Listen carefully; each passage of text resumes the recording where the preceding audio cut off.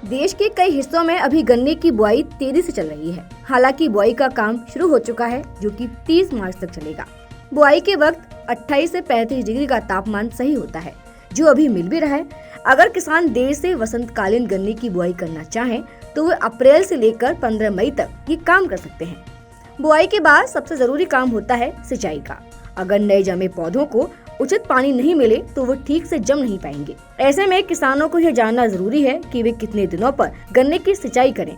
तो आज के हमारे इस सलाह मशवरा के एपिसोड में जानिए कि किसानों को गन्ने की सिंचाई कितने दिनों पर करनी चाहिए। यूपी के पश्चिमी क्षेत्र में गन्ने की फसल को उगाने के लिए 1500 से 1750 mm पानी की जरूरत होती है। इसका आधा हिस्सा बारिश के पानी से मिल जाता है, जबकि बाकी का 50% हिस्सा सिंचाई के जरिए देना होता है। यूपी के पश्चिमी क्षेत्र में गन्ने में 7 से 8 सिंचाई की जरूरत होती है। 7 और 8 सिंचाई में गन्ने की फसल पूरी तरह से तैयार हो जाती है। इसके साथ ही बुआई के 20 से 30 दिनों के बाद एक हल्की सिंचाई की जरूरत होती है, ताकि पौधों का सही ढंग से जमाव हो सके। गन्ने में खरपतवार से बहुत नुकसान भी होता है। बुआई से लेकर मध्य जून तक गन्ने पर खरपतवार का खराब असर देखा जाता है। प्रयोगों से पता चलता है कि खरपतवार के कारण गन्ने की उपज 40% कम हो जाती है। इस भारी नुकसान से बचने के लिए किसानों को खरपतवार रोकने के लिए सभी काम इस्तेमाल करनी चाहिए। इसमें यांत्रिक विधि से लेकर रासायनिक विधि तक आजमा सकते हैं।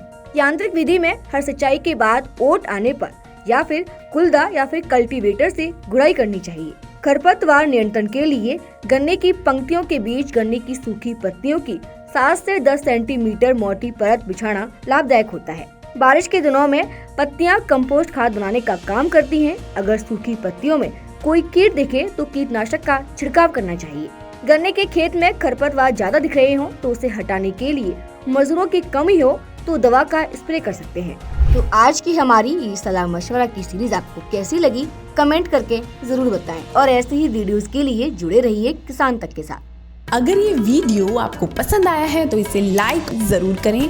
अगर चैनल अभी तक सब्सक्राइब नहीं किया है तो कर लें और नोटिफिकेशन पाने के लिए बेल आइकन भी दबा दें।